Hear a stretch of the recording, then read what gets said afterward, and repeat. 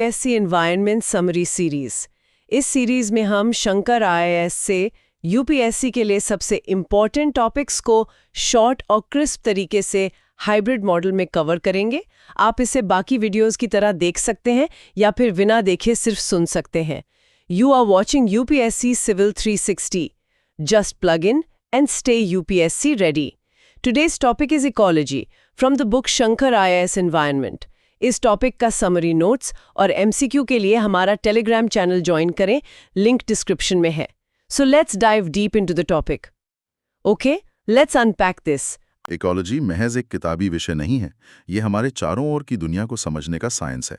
कैसे living organisms यानी जीवित प्राणी एक दूसरे से और अपने आसपास के माहौल यानी एनवायरनमेंट से जुड़े हैं। और दिलचस्प बात यह है कि इसकी जड़ें सिर्फ आधुनिक विज्ञान में नहीं बल्कि हमारे प्राचीन इतिहास और ग्रंथों में भी मिलती हैं। Ecology, definition and history. तो सबसे पहले ये शब्द इकोलॉजी कहाँ से आया? सुना है ये ग्रीक भाषा के शब्दों से बना है। हाँ, ये दो ग्रीक शब्दों से मिलकर बना है। ओइकोस, जिसका मतलब है घर या रहने की जगह, और लोगोस, जिसका मतलब है अध्ययन या स्टडी। तो शाब्दिक रूप से इकोलॉजी का मतलब हुआ प्रकृति के घर का अध्ययन। फॉर्मली अगर देखें तो ecology is defined as a scientific study of the relationship of the living organisms with each other and with their environment. अच्छा, तो इसमें सिर्फ ये नहीं देखते कि कौन कहाँ रहता है, बल्कि ये भी कि जीव अपने एनवायरनमेंट से कैसे प्रभावित होते हैं और एनवायरनमेंट के रिसोर्सेज जैसे ऊर्जा, एनर्जी और खनिज मिनरल्स का इस्तेमाल कैसे करते हैं। मतलब एनर्जी फ्लो और मिनरल साइक्लिंग जैसे प्रोसेस भी इसी में आते हैं। एग्जैक्टली ये सब इकोलॉजी के कोर कॉन्सेप्ट्स हैं। और जैसा मैंने कहा, इसकी जड़ें बहुत पुरानी हैं नेचुरल हिस्ट्री में, जो मानव सभ्यता जितनी ही पुरानी है। सोचिए, आदिम समाजों के लिए अपने पर्यावरण की जानकारी जैसे मौसम, पौधे, जानवर, ये उनके जीवन मरण का सवाल था। सर्वाइवल के लिए ये जानना जरूरी था। ये तो सच है। और ये जानकर हैरानी होती है कि हमारे प्राचीन भारतीय ग्रंथों में भी इकोलॉजिकल प्रिंसिपल्स के रेफरेंसेस मिलते हैं, जैसे कि वेदास, संहितास, ब्राह्मणास, अरण्यकास, उपनिषद्स में। हाँ, और सिर्फ धार्मिक ग्रंथ ही नहीं बल्कि चिकित्सा ग्रंथ जैसे चरका संहिता और शल्य चिकित्सा ग्रंथ सुश्रुता संहिता में भी इनमें साफ लिखा है कि हवा, जमीन, पानी और मौसम जीवन के लिए कितने जरूरी हैं, इंडिस्पेंसिबल हैं। और ये भी कि पोल्यूटेड हवा, पानी हेल्थ के लिए इंजूरियस हैं। ये दिखाता है कि उस जमाने में भी लोगों को प्लांट और एनिमल इकोलॉजी की गहरी समझ थी। बिल्कुल। उन ग्रंथों में जानवरों का क्लासिफिकेशन उनके हैबिट और हैबिटेट के आधार पर मिलता है। लैंड का क्लासिफिकेशन सॉइल, क्लाइमेट, वेजिटेशन के आधार पर है, और अलग अलग लोकेलिटीज के टिपिकल प्लांट्स का डिस्क्रिप्शन भी है। ये तो उस जमाने के हिसाब से काफी एडवांस सोच लगती है। निश्चित रूप से ये दर्शाता है कि पर्यावरण के साथ संतुलन बनाकर जीने का महत्व भारत में हमेशा से समझा गया है। 1.2 एनवायरनमेंट एंड इट्स कंपोनेंट्स। चलिए अब एनवायरनमेंट की बात करते हैं। आम भाषा में तो मतलब है आसपास का माहौल। साइंटिफिकली इसे कैसे डिफाइन करते हैं? बेसिकली किसी भी ऑर्गेनिज्म यानी जीव के जीवन काल में जो कुछ भी उसे सराउंड करता है या अफेक्ट करता है वो उसका एनवायरनमेंट है। इसे ऐसे डिफाइन किया गया है: the sum total of living, non living components, influences and events surrounding an organism. इसमें सब कुछ आ जाता है, जीवित चीजें, निर्जीव चीजें, प्रभाव और घटनाएं वगैरह। और ये तो जाहिर है कि सभी जीव, चाहे वो छोटे से वायरस हों या इंसान, अपनी ज़रूरतों जैसे भोजन, ऊर्जा, पानी, ऑक्सीजन, आश्रय, इन सब के लिए दूसरे जीवों और एनवायरनमेंट पर निर्भर है। ये निर्भरता ऑब्लिगेटरी है, यानी अनिवार्य है। बिल्कुल। और ये रिलेशनशिप्स और इंटरैक्शंस बहुत कॉम्प्लेक्स होते हैं। एक और महत्वपूर्ण बात यह है कि एनवायरनमेंट स्टैटिक नहीं होता, यानी स्थिर नहीं रहता। इसके बायोटिक मतलब जैविक और एबायोटिक मतलब अजैविक फैक्टर्स लगातार बदलते रहते हैं, एक प्रवाह में रहते हैं। इन कंपोनेंट्स को समझना जरूरी है। इन्हें दो मेन कैटेगरीज में बांट सकते हैं, राइट? हाँ, मोटे तौर पे दो कैटेगरीज हैं। फर्स्ट, एबायोटिक कंपोनेंट्स, ये निर्जीव घटक हैं। इसमें शामिल हैं energy, radiation, temperature and heat flow, water, atmospheric gases and wind, fire, gravity, topography, soil और जियोलॉजिक सबस्ट्रेटम। ये सब एबायोटिक हैं। ओके, और दूसरा? सेकंड, बायोटिक कंपोनेंट्स, ये सजीव घटक हैं। इसमें आते हैं ग्रीन प्लांट्स, जिन्हें प्रोड्यूसर्स कहते हैं, non green plants, decomposers, parasites, symbionts, animals और मैन, जिन्हें कंज्यूमर्स कहते हैं। इसे किसी उदाहरण से समझ सकते हैं? जैसे आपने कहा था तालाब में एक मछली का एनवायरनमेंट। हाँ, बहुत अच्छा उदाहरण है। उस मछली के लिए एक्सटर्नल एनवायरनमेंट में एबायोटिक कंपोनेंट्स होंगे, जैसे रोशनी, तापमान, पानी और पानी में घुले न्यूट्रिएंट्स, ऑक्सीजन, दूसरी गैसें, ऑर्गेनिक मैटर वगैरह। और बायोटिक एनवायरनमेंट? बायोटिक एनवायरनमेंट में होंगे माइक्रोस्कोपिक ऑर्गेनिजम्स, जैसे प्लैंकटन जिन्हें वो खाती है, पानी के पौधे, दूसरे एक्वेटिक एनिमल्स और डीकंपोजर्स भी। उसकी स्किन से घिरा होता है। एक्सटर्नल एनवायरनमेंट की तुलना में ये ज्यादा स्टेबल रहता है, पर पूरी तरह कांस्टेंट नहीं। जैसे कोई इंजरी हो जाए, इलनेस या ज्यादा स्ट्रेस हो, तो ये अपसेट हो सकता है। हाँ, ये समझ आता है। इसीलिए अगर आप एक मरीन फिश मतलब समुद्री मछली को फ्रेश वाटर में डाल दें, तो वो सरवाइव नहीं कर पाएगी, क्योंकि उसका इंटरनल एनवायरनमेंट इतने बड़े बदलाव को झेल नहीं सकता। 1.3 levels of organization in ecology. अब आते हैं इकोलॉजी में ऑर्गेनाइजेशन के लेवल्स पर। प्रकृति में व्यवस्था के कई स्तर हैं, है ना? शंकर आईएएस में 6 मेन लेवल्स बताए गए हैं। चलिए इन्हें एक एक करके समझते हैं। हाँ, ये लेवल्स हमें इकोलॉजी को समझने में मदद करते हैं, सबसे सिंपल लेवल से शुरू करके सबसे कॉम्प्लेक्स तक। 1.3.1 इंडिविजुअल। सबसे पहला और बुनियादी लेवल है इंडिविजुअल ऑर्गेनिज्म। ये कोई भी अकेला जीवित प्राणी है जो इंडिपेंडेंटली एक्ट या फंक्शन कर सकता है, जैसे एक पौधा, एक जानवर, एक बैक्टीरियम या एक फंगस। मतलब कोई भी सिंगल लिविंग बीइंग। हाँ, ये ऑर्गन्स, ऑर्गेनेल्स या दूसरे पार्ट से बनी एक बॉडी होती है जो लाइफ प्रोसेसेस चलाने के लिए मिलकर काम करते हैं। 1.3.2 पॉपुलेशन। अगला लेवल है पॉपुलेशन। ये आम तौर पर एक ही स्पीशीज के ऑर्गेनिजम्स का ग्रुप होता है जो किसी डिफाइंड एरिया में किसी स्पेसिफिक टाइम के दौरान रहते हैं, जैसे एक जंगल में हिरणों की पॉपुलेशन। पॉपुलेशन से जुड़े कुछ की कॉन्सेप्ट्स हैं। एक है पॉपुलेशन ग्रोथ रेट। ये दो अलग अलग टाइम पॉइंट्स पर आबादी में इंडिविजुअल्स की संख्या में परसेंटेज वेरिएशन है। ये पॉजिटिव भी हो सकता है, मतलब आबादी बढ़ी, या नेगेटिव, मतलब आबादी घटी। दूसरा है पॉपुलेशन डेंसिटी। ये बताता है कि किसी दिए गए एरिया में कितने इंडिविजुअल्स हैं, मतलब नंबर ऑफ इंडिविजुअल्स और एरिया के बीच का रिलेशन। पॉपुलेशन बढ़ने के मेन फैक्टर्स क्या होते हैं? बर्थ और इमिग्रेशन, मतलब जन्म और बाहर से जीवों का आना। सही। बर्थ और इमिग्रेशन पॉपुलेशन बढ़ाते हैं, और घटने के मेन फैक्टर्स हैं डेथ और एमिग्रेशन, मतलब मृत्यु और जीवों का उस इलाके से बाहर जाना। ओके, और पॉपुलेशन ग्रोथ पर लिमिट्स भी होती होंगी? बिल्कुल, लिमिटिंग फैक्टर्स होते हैं। ये एबायोटिक भी हो सकते हैं, जैसे पानी की कमी, एक्सट्रीम टेम्परेचर, या बायोटिक भी, जैसे शिकारी बढ़ जाना, कोई बीमारी फैल जाना। 1.3.3 कम्युनिटी। तीसरा लेवल है कम्युनिटी। अगर हम अपने आसपास देखें तो प्लांट और एनिमल पॉपुलेशंस अकेली नहीं मिलती। ऐसा क्यों है? शायद इसलिए कि सर्वाइवल के लिए एक स्पीशीज के इंडिविजुअल्स दूसरी डिफरेंट स्पीशीज के इंडिविजुअल्स पर डिपेंड करते हैं और एक्टिवली इंटरैक्ट करते हैं। बिल्कुल सही। इसी ग्रुप को, जिसमें अलग अलग स्पीशीज की पॉपुलेशंस एक साथ रहती हैं और इंटरैक्ट करती हैं, कम्युनिटी कहते हैं। कम्युनिटीज का नाम अक्सर उस इलाके की डोमिनेंट प्लांट फॉर्म, मतलब जो पौधा सबसे ज्यादा पाया जाता है, उस पर रखा जाता है। जैसे ग्रासलैंड कम्युनिटी, जहां घास डोमिनेट करती है, पर साथ में हर्ब्स, श्रब्स, ट्रीज और उनसे जुड़े एनिमल्स भी हो सकते हैं। कम्युनिटीज फिक्स्ड या रिजिड नहीं होती, लार्ज या स्मॉल हो सकती हैं। कम्युनिटीज के भी टाइप्स होते हैं? हाँ, मुख्य रूप से 2 टाइप्स बताए गए हैं। ए, मेजर कम्युनिटी। ये लार्ज साइज्ड होती हैं, वेल ऑर्गेनाइज्ड होती हैं और रिलेटिवली इंडिपेंडेंट होती हैं। मतलब ये सिर्फ बाहर से सन की एनर्जी पर डिपेंड करती हैं, आसपास की कम्युनिटी से ज्यादा इनपुट आउटपुट पर नहीं।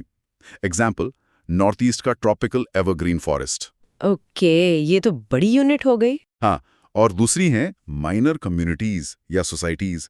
ये नेबरिंग कम्युनिटीज पर डिपेंडेंट होती हैं। ये एक तरह से मेजर कम्युनिटी के अंदर सेकेंडरी एग्रीगेशंस होती हैं।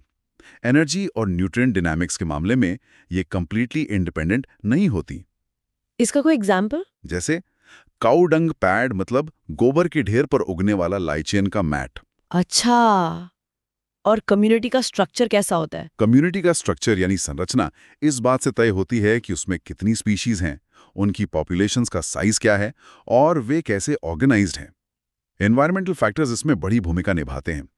ये कैरेक्टरिस्टिक पैटर्न ही स्ट्रक्चर कहलाता है, जो वेरियस पॉपुलेशंस के रोल्स, उनके रेंज, एरिया का टाइप, स्पीशीज डाइवर्सिटी और उनके बीच इंटरैक्शंस में रिफ्लेक्ट होता है। 1.3.4 इकोसिस्टम, चौथा लेवल है ecosystem. Here's where it gets really interesting. ये इकोसिस्टम क्या भला है? ये शब्द तो बहुत सुनने में आता। इकोसिस्टम, हाँ, बहुत कॉमन टर्म है। इसे हिंदी में पारितंत्र या पारिस्थितिकी तंत्र कह सकते हैं। देखिए, an ecosystem is defined as a structural and functional unit of biosphere. Structural और फंक्शनल यूनिट। हाँ, इसमें लिविंग बीइंग्स की कम्युनिटी होती है और उनका फिजिकल एनवायरनमेंट भी, और ये दोनों आपस में इंटरैक्ट करते हैं और मटेरियल्स एक्सचेंज करते हैं। इसमें plants, trees, animals, fish, birds, micro organisms, water, soil और लोग सब कुछ शामिल है। मतलब ये एक सेल्फ कंटेन्ड यूनिट जैसा है। इकोसिस्टम्स तो बहुत अलग-अलग साइज के हो सकते हैं, जैसे आपने पहले कहा था। हाँ, बिल्कुल। इकोसिस्टम का साइज एक अकेले पेड़ जितना छोटा भी हो सकता है और पूरे फॉरेस्ट जितना बड़ा भी। पर हर इकोसिस्टम नेचर की एक फंक्शनिंग यूनिट है। इकोसिस्टम में रहने वाली हर चीज दूसरी स्पीशीज और एलिमेंट्स पर किसी ना किसी तरह डिपेंडेंट है। अगर एक पार्ट डैमेज होता है तो बाकी सब पर इम्पैक्ट पड़ता है। तो एक हेल्दी या सस्टेनेबल इकोसिस्टम का मतलब है कि सभी एलिमेंट्स बैलेंस में रहते हैं और खुद को रिप्रोड्यूस कर सकते हैं। एग्जैक्टली, यही मतलब है सस्टेनेबल इकोसिस्टम का। अब बात करते हैं इकोसिस्टम के कंपोनेंट्स की। ये काफी हद तक एनवायरनमेंट के कंपोनेंट्स जैसे ही हैं। हाँ, इसमें भी एबायोटिक और बायोटिक कंपोनेंट्स होंगे। सही। 1. Abiotic components. ये इनऑर्गेनिक और नॉन लिविंग पार्ट्स हैं, जैसे soil, water, air, light energy वगैरह। केमिकल्स जैसे ऑक्सीजन, नाइट्रोजन और फिजिकल प्रोसेसेस जैसे volcanoes, earthquakes, floods, forest fires, climates, weather conditions भी एबायोटिक कंपोनेंट्स में आते हैं। ये तो ऑर्गेनिज्म की एग्जिस्टेंस को डिटरमिन करने वाले फैक्टर्स हैं। हाँ, ये मोस्ट इंपॉर्टेंट फैक्टर्स हैं। ये आपस में इंटरैक्ट करते हैं और सिंगल फैक्टर भी ऑर्गेनिज्म की रेंज लिमिट कर सकता है। बायोटिक कंपोनेंट्स, ये तो लिविंग ऑर्गेनिजम्स हैं। इन्हें कैसे क्लासिफाई करते हैं? बायोटिक कंपोनेंट्स को उनके फंक्शनल एट्रीब्यूट्स के आधार पर क्लासिफाई करते हैं। मतलब वो इकोसिस्टम में क्या काम करते हैं। ए, प्राइमरी प्रोड्यूसर्स, ऑटोट्रोफ्स, स्वपोषी। बेसिकली ये ग्रीन प्लांट्स हैं और कुछ बैक्टीरिया और एल्गे भी। ये सिंपल इनऑर्गेनिक मटेरियल्स जैसे CO2 और पानी से सनलाइट की प्रेजेंस में कार्बोहाइड्रेट सिंथेसाइज करते हैं। इसी प्रोसेस को फोटोसिंथेसिस कहते हैं। ये अपने लिए और इनडायरेक्टली नॉन प्रोड्यूसर्स के लिए फूड बनाते हैं। टेरेस्ट्रियल इकोसिस्टम में कौन होते हैं प्रोड्यूसर्स? क्रिस्ट्रियल में हर्बेशियस और वुडी प्लांट्स।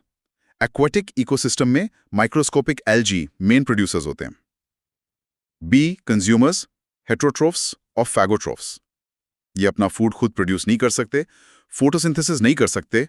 ये ऑर्गेनिक फूड पर डिपेंड करते हैं, प्लांट्स पर, एनिमल्स पर और बोथ। इन्हें 2 ब्रॉड ग्रुप्स में बांटते हैं। कौन से 2 ग्रुप्स? मैक्रो कंज्यूमर्स, ये सीधे प्लांट्स या एनिमल्स या दोनों को खाते हैं। फूड सोर्स के बेसिस पर इन्हें कैटेगराइज करते हैं। हर्बिवोर्स, ये प्राइमरी कंज्यूमर्स होते हैं जो सिर्फ प्लांट्स खाते हैं। Example, cow, rabbit. Secondary consumers, ये प्राइमरी कंज्यूमर्स को खाते हैं। एग्जाम्पल, वुल्व्स, जो हिरन खाते हैं। टर्शरी कंज्यूमर्स, ये सेकेंडरी कंज्यूमर्स को खाते हैं। एग्जाम्पल, लायंस जो वुल्फ्स को खा सकते हैं। और ऑमनिवोर्स? ऑमनिवोर्स प्लांट्स और एनिमल्स दोनों कंज्यूम करते हैं। Example, man, monkey. Micro consumers, saprophytes, मृतजीवी या अपघटक। ये मेनली बैक्टीरिया और फंगाई होते हैं। ये डेड ऑर्गेनिक सब्सटेंसेस, जिसे डिट्राइटस कहते हैं, उसको डीकंपोज करके एनर्जी और न्यूट्रिएंट्स ऑब्टेन करते हैं। और डीकंपोजिशन के बाद जो न्यूट्रिएंट्स निकलते हैं, वो डीकंपोजिशन प्रोडक्ट्स मतलब इनऑर्गेनिक न्यूट्रिएंट्स इकोसिस्टम में रिलीज होते हैं, जिन्हें प्रोड्यूसर्स फिर से रीयूज करते हैं। तो ये न्यूट्रिएंट्स रिसाइकल्ड होते रहते हैं। इसमें डिट्रिटिवोर्स जैसे अर्थवर्म और कुछ सॉइल ऑर्गेनिजम्स, नीमेटोड्स, आर्थ्रोपॉड्स भी आते हैं शायद, जो ऑर्गेनिक मैटर की डीकंपोजिशन में हेल्प करते हैं। हाँ, बिल्कुल। डिट्रिटिवोर्स भी डीकंपोजिशन प्रोसेस का एक इंपॉर्टेंट हिस्सा है। वो डिट्राइटस को छोटे टुकड़ों में तोड़ते हैं जिससे माइक्रोब्स का काम आसान हो जाता है। इकोसिस्टम्स को मोटे तौर पर क्लासिफाई भी कर सकते हैं। टेरेस्ट्रियल इकोसिस्टम्स जैसे forests, grasslands, deserts. Aquatic ecosystems जैसे फ्रेश वाटर, नदी, झील, सलीन वाटर, खारा पानी, मरीन वाटर, समुद्री पानी। इनके बारे में विस्तार से बाद के चैप्टर्स में डिस्कशन है। एक और बात, इकोसिस्टम्स में सेल्फ रेगुलेशन की कैपेसिटी होती है जिसे होम्योस्टैसिस कहते हैं। ये अपना स्टेट ऑफ इक्विलिब्रियम मेंटेन कर सकते हैं। हाँ, एक हद तक। हेल्दी इकोसिस्टम्स में डिस्टर्बेंसेस के बावजूद अपनी स्पीशीज स्ट्रक्चर और फंक्शनल प्रोसेसेस को बनाए रखने या वापस पाने की क्षमता होती है। इसी एबिलिटी को होम्योस्टैसिस या सेल्फ रेगुलेशन कहते हैं। काफी लंबी है। Provision of food, fuel, fibre, shelter, building materials, air और वाटर प्यूरिफिकेशन, वेस्ट डिटॉक्सिफिकेशन और डिकम्पोजिशन, अर्थ के क्लाइमेट स्टेबलाइजेशन और moderation, flood, drought, temperature extremes, wind force का मॉडरेशन, सॉइल फर्टिलिटी जनरेशन और रिन्यूअल जिसे न्यूट्रिएंट साइक्लिंग कहते हैं, pollination, pest और disease control, maintenance of genetic resources, crops, livestock, medicines के लिए, और कल्चरल व एस्थेटिक बेनिफिट्स। ये सब इकोसिस्टम सर्विसेज कहलाती हैं। इसी से जुड़ा एक बहुत इंपॉर्टेंट कॉन्सेप्ट है इकोलॉजिकल फुटप्रिंट। ये क्या है? आजकल काफी चर्चा में रहता है। हाँ, इकोलॉजिकल फुटप्रिंट ये मेजर करता है कि ह्यूमन डिमांड अर्थ की इकोसिस्टम्स पर कितनी है। ये नेचुरल कैपिटल की हमारी डिमांड का एक स्टैंडर्डाइज्ड मेजर है जिसकी तुलना प्लैनेट की इकोलॉजिकल कैपेसिटी टू रीजनरेट से की जा सकती है। आसान शब्दों में ये बताता है कि ह्यूमन पॉपुलेशन के कंजम्पशन और वेस्ट एसिमुलेशन के लिए कितनी बायोलॉजिकली प्रोडक्टिव लैंड और सी एरिया की जरूरत है। ये तो काफी चिंताजनक लगता है। करंटली हमारा फुटप्रिंट कितना है? व्हाट्स फैसिनेटिंग हियर इज, आंकड़े बताते हैं कि करंटली ह्यूमैनिटी का टोटल इकोलॉजिकल फुटप्रिंट लगभग 1.5 प्लैनेट अर्थ्स के बराबर है। 1.5 अर्थ्स? मतलब? इसका मतलब है कि हम इकोलॉजिकल सर्विसेज का इस्तेमाल 1.5 गुना तेजी से कर रहे हैं जितनी तेजी से अर्थ उन्हें रिन्यू कर सकती है। ये साफ तौर पर अनसस्टेनेबल है, यानी लंबे समय तक चलने वाला नहीं है। इससे मिलता जुलता एक और टर्म है कार्बन फुटप्रिंट। क्या ये इकोलॉजिकल फुटप्रिंट का ही हिस्सा है? हाँ, कार्बन फुटप्रिंट असल में इकोलॉजिकल फुटप्रिंट का कार्बन कंपोनेंट है। ये किसी एक्टिविटी या ऑर्गेनाइजेशन द्वारा एमिट किए जा रहे हैं कार्बन, मेनली CO2 की अमाउंट है। ये बताता है कि फॉसिल फ्यूल जलाने से अर्थ पर कितनी डिमांड पड़ रही है, जिसे उस CO2 को सिक्वेस्टर करने के लिए जरूरी प्रोडक्टिव लैंड सी एरिया में कन्वर्ट किया जाता है। और ये कितना बड़ा हिस्सा है इकोलॉजिकल फुटप्रिंट का? कार्बन फुटप्रिंट इकोलॉजिकल फुटप्रिंट का लगभग 54% है और ये सबसे तेजी से बढ़ने वाला कंपोनेंट है। 1961 से अब तक ये 11 गुना बढ़ चुका है। 11 गुना? That's huge. हाँ, ग्लोबल फुटप्रिंट नेटवर्क GFN हर साल इस पर रिपोर्ट देता है। डेवलप्ड कंट्रीज का लाइफस्टाइल बहुत अनसस्टेनेबल है। उनका फुटप्रिंट 8 से 4 के बीच है और उन्हें लगभग 5 अर्थ्स चाहिए अपनी डिमांड्स पूरी करने के लिए, जबकि इंडिया का लाइफस्टाइल तुलनात्मक रूप से सस्टेनेबल है। फुटप्रिंट लगभग 0.9 है, मतलब 1 अर्थ सफिशिएंट है। ये अर्थ ओवरशूट रिपोर्ट का डेटा है। इकोसिस्टम्स के संदर्भ में एक और टर्म आता है, इकोटोन। ये क्या होता है? इकोटोन 2 या ज्यादा डाइवर्स इकोसिस्टम्स के बीच का जंक्शन जोन या ट्रांजिशन एरिया होता है। एग्जाम्पल, मैंग्रोव फॉरेस्ट्स जो मरीन और टेरेस्ट्रियल इकोसिस्टम्स के बीच होते हैं, ग्रासलैंड और फॉरेस्ट के बीच का एरिया, एस्चुअरी जहां नदी समुद्र से मिलती है, रिवर बैंक, ये सब इकोटोन्स हैं। इसकी क्या कैरेक्टरिस्टिक्स होती हैं? कैरेक्टरिस्टिक्स ऑफ इकोटोन, ये नैरो भी हो सकता है और वाइड भी। इसमें एडजेसेंट इकोसिस्टम्स की इंटरमीडिएट कंडीशंस होती हैं, मिलीजुली, इसलिए इसे जोन ऑफ टेंशन भी कहते हैं। ये लीनियर होता है, मतलब जैसे जैसे आप इसमें आगे बढ़ते हैं, एक कम्युनिटी के स्पीशीज बढ़ते हैं, दूसरे के घटते हैं।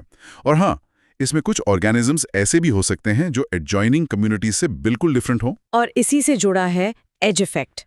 ये क्या है? हाँ, एज इफेक्ट। समटाइम्स इकोटोन में स्पीशीज का नंबर और कुछ स्पीशीज की पॉपुलेशन डेंसिटी दोनों एडजॉइनिंग कम्युनिटीज से ज्यादा होती है। इसी फेनोमेनन को एज इफेक्ट कहते हैं। अच्छा, मतलब किनारे पर ज्यादा डाइवर्सिटी या डेंसिटी? हाँ, कुछ मामलों में ऐसा होता है। और जो ऑर्गेनिजम्स प्राइमरीली या मोस्ट अबंडेंटली इस जोन में पाए जाते हैं, उन्हें एज स्पीशीज कहते हैं। ये कहाँ ज्यादा देखा जाता है? टेरेस्ट्रियल इकोसिस्टम्स में एज इफेक्ट बर्ड्स के लिए स्पेशली एप्लीकेबल है, जैसे फॉरेस्ट और डेजर्ट के बीच मिक्स्ड हैबिटेट में बर्ड डेंसिटी अक्सर ज्यादा होती है।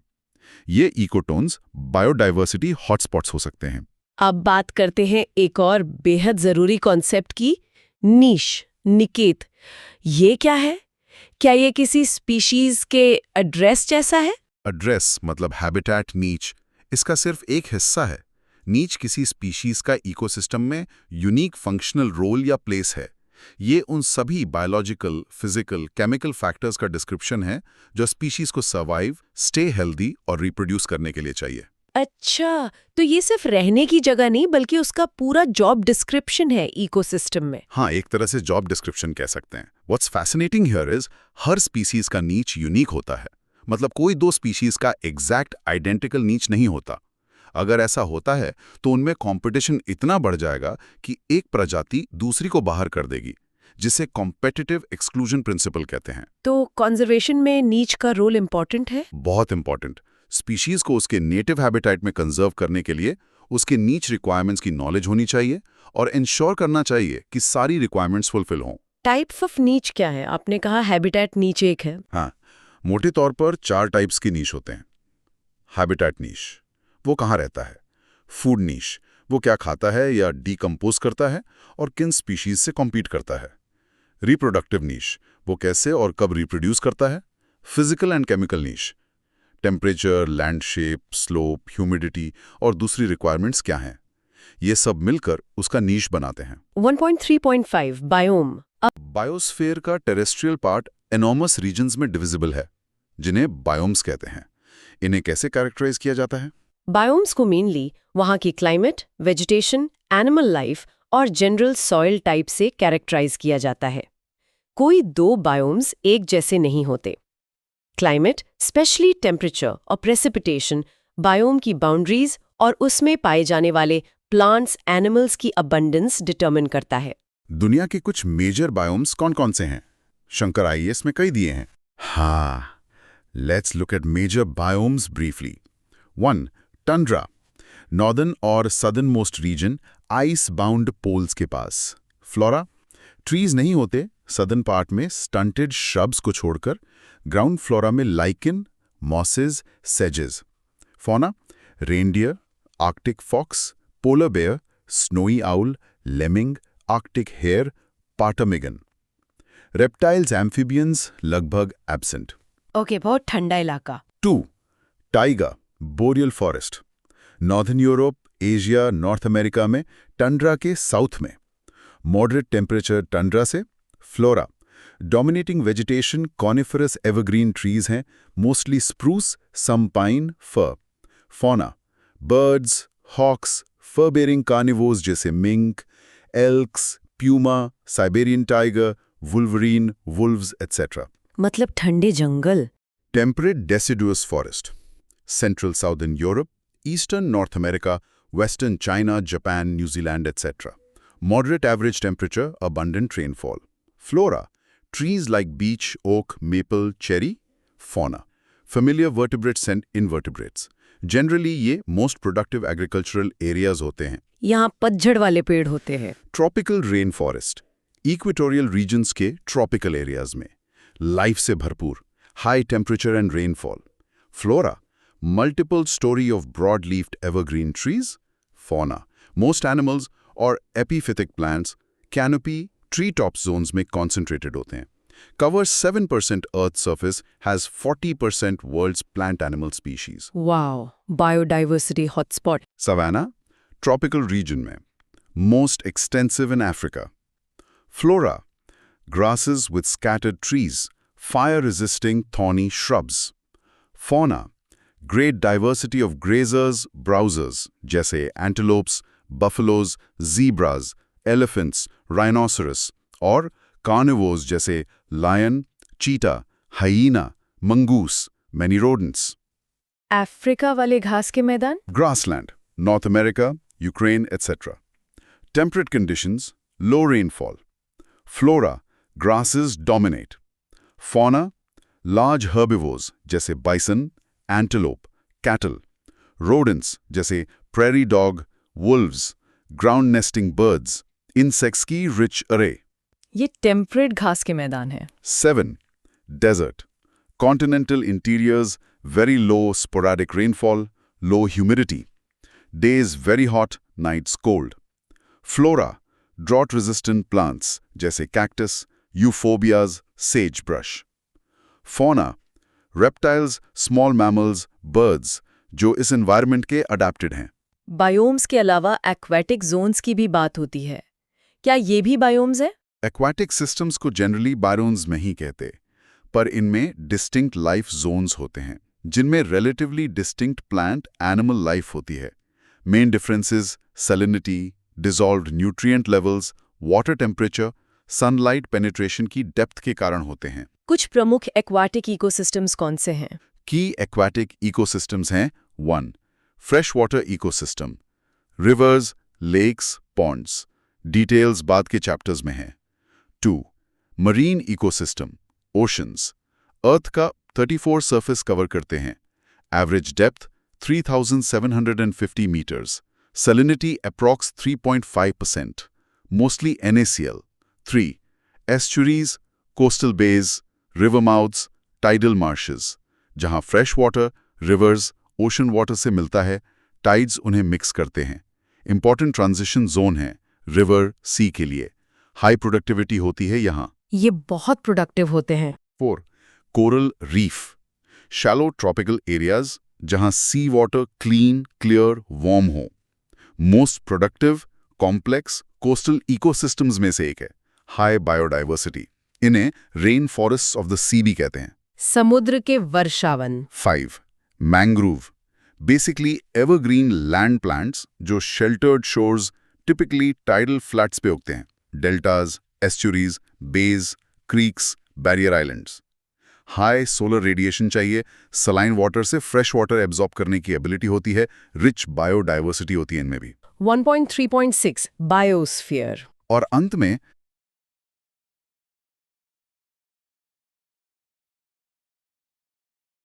सबसे बड़ा लेवल बायोस्फीयर, जैव मंडल. हाँ, बायोस्फीयर अर्थ का वो पार्ट है जहां लाइफ एग्जिस्ट कर सकती है।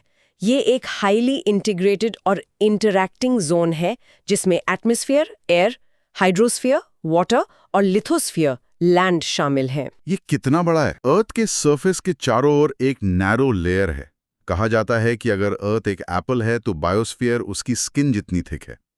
लाइफ समुद्र की सतह से 200 मीटर नीचे से लेकर सी लेवल से 6000 मीटर ऊपर तक अबंडेंट है. क्या जीवन बायोस्फीयर में हर जगह एक जैसा फैला हुआ है? नहीं, बायोस्फीयर एक्सट्रीम नॉर्थ और साउथ पोल्स पर एब्सेंट है और बाकी हिस्सों में भी लिविंग ऑर्गेनिजम्स यूनिफॉर्मली डिस्ट्रीब्यूटेड नहीं है. पोलर रीजन्स में कुछ ही ऑर्गेनिजम्स रहते हैं, जबकि ट्रॉपिकल रेन फॉरेस्ट में प्लांट्स एनिमल्स की एक्सीडिंगली रिच डाइवर्सिटी है. दुनिया की लगभग 60% ग्लोबल बायोडाइवर्सिटी यहीं मिलती है. तो ये सारे लेवल्स इंडिविजुअल से लेकर पॉपुलेशन, कम्युनिटी, इकोसिस्टम, बायोम और आखिर में बायोस्फीयर तक एक दूसरे से जुड़े हुए हैं और इंटरैक्ट करते हैं. So what does this all mean? देखिए, इन सभी लेवल्स को समझना, एक अकेले ऑर्गेनिज्म से लेकर पूरे बायोस्फीयर तक और उनके बीटर और उनके बीच होने वाली कॉम्प्लेक्स इंटरैक्शंस को समझना, अर्थ पर लाइफ की इंटरकनेक्टेडनेस की सराहना करने के लिए क्रूशियल है. यही नॉलेज हमें एनवायरमेंटल इश्यूज को समझने और इफेक्टिव कंजर्वेशन एफर्ट्स को डिजाइन करने का फाउंडेशन देती है. यूपीएससी या किसी भी कॉम्पिटिटिव एग्जाम के पर्सपेक्टिव से ये फंडामेंटल्स बहुत इंपॉर्टेंट हैं. और शायद आज के दौर में जब हम इकोलॉजिकल फुटप्रिंट और क्लाइमेट चेंज जैसी चैलेंजेस का सामना कर रहे हैं, इन बेसिक कॉन्सेप्ट्स की समझ और भी ज़्यादा ज़रूरी हो जाती है. ये हमें याद दिलाता है कि हम भी इस कॉम्प्लेक्स वेब का हिस्सा हैं और हमारे एक्शंस का पूरे सिस्टम पर असर पड़ता है. बिल्कुल सही कहा. इंडिविजुअल लेवल से लेके ग्लोबल पॉलिसीज तक इकोलॉजी की समझ हमें ज्यादा रिस्पॉन्सिबल और सस्टेनेबल डिसीजंस लेने में हेल्प कर सकती है. ये था आज का UPSC book Shankar IAS environment का समरी ऑडियो बुक. अगर आपको ये फॉर्मेट हेल्पफुल लगा तो इसे लाइक और शेयर ज़रूर करें ताकि और एस्पिरेंट्स भी बेनिफिट ले सकें. Because God helps those who help others. और सब्सक्राइब करें हमारे चैनल को, जहां आपको all NCERTs, M Laxmikanth, R S. Sharma, Nitin Singhania, spectrum modern history और कई अन्य स्टैंडर्ड बुक्स की ऑडियो समरीज मिलेंगी. हमारी कोशिश है कि आप कहीं भी कभी भी सुनकर अपनी तैयारी जारी रख सकें. मिलते हैं अगले एपिसोड में एक और इम्पोर्टेंट टॉपिक के साथ। धन्यवाद और जय हिंद।